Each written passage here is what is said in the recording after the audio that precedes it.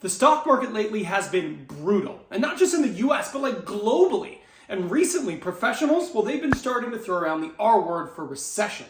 This is terrible news if you are a job seeker. In today's video, I'm going to talk about what's going on, the likelihood of that happening, and what you can do if you are a job seeker, and that's where this whole thing goes. Let's go. Okay, so first things first, if you are actually a job seeker, I probably don't need to tell you that the market has been brutal. It has been absolutely insane for job seekers out there. I can't go on LinkedIn a single day without seeing someone posting about how their job search is stretching into month 9, 10, 11. It has been brutal, but it would be far more brutal if we were going into a recession. Now, people have pointed out that the unemployment rate in the US has been fairly strong, and that's been an indication that things aren't that bad, and we have a pretty resilient economy and a pretty decent job market.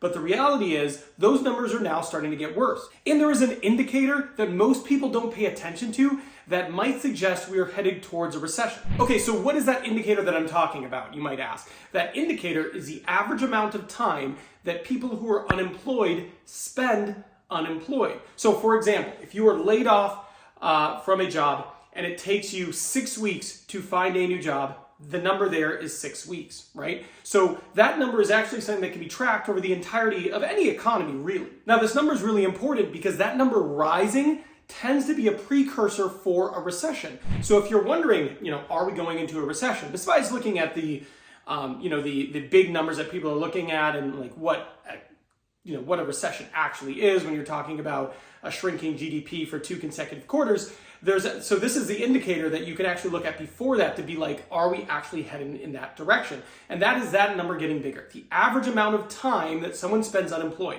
As that number increases, the likelihood of a recession actually also increases. So if you look at 2002 to today, so today is April 2025, that number has actually increased.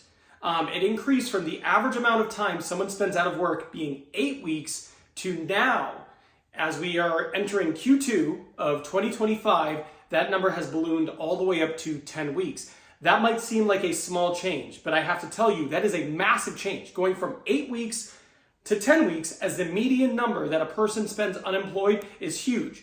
And the last time it was that high, meaning 10 weeks that a person spends, like on average, the median number was 2007 to 2009 during the financial crisis.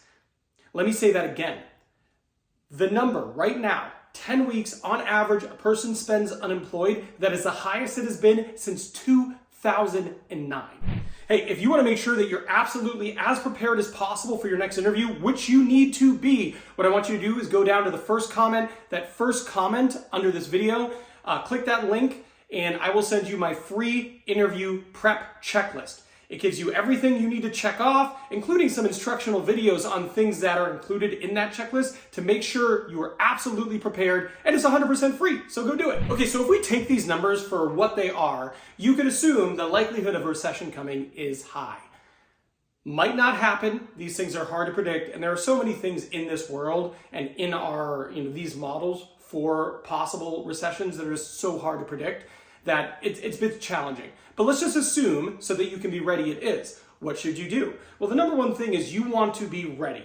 And it's really important because layoffs often accompany recessions. If you go into a recession, there will be more layoffs than when you were not in a recession. That sounds like common sense, but you need to be prepared for that. Whether you're a candidate who is currently in the job market, or if you are someone who is employed right now but wants to be ready in case you do meet that fate. Okay, so if you're employed right now, my advice is now is a really good time to be learning new skills, raising your hand for more things to take on, and then being vocal about those things. You want to make sure that decision makers, your boss, those people know that you are continuing to upskill yourself.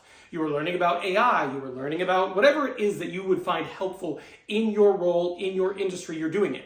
And if there's opportunities to go above and beyond, this is a great time to make yourself indispensable by raising your hand and volunteering. Another harsh reality is if you are remote or hybrid, this is a great time to make sure you are more visible. What we have seen is those people who are remote or hybrid are often looked to first to be people who are laid off relative to their peers who are in office 5 days a week. So if you are one of those people who is hybrid, you don't have a choice, or you're remote, you can't come in, what you want to do is make sure you are more visible. You are connecting more frequently with your people leader. and you are doing things that get you noticed. This is not a good time to fly under the radar and be seen as someone who isn't contributing to the overall goals of the team. Next, whether you're someone who is employed or not employed, right now, it is a great time to network. So many jobs are not posted, and the way you access those jobs is by networking, either with people who are employed at these organizations or with the recruiters. Either way, what you want to be doing is broadening your network and actually connecting with people. Another big tip for people who are currently employed, if you are employed right now and you feel like your job is at risk, you should start looking now. It is far easier to get a job when you already have a job as opposed to being someone who does not have a job. Now that probably hits really hard for those of you who are unemployed and you're looking for a job, but you also probably recognize that is truth.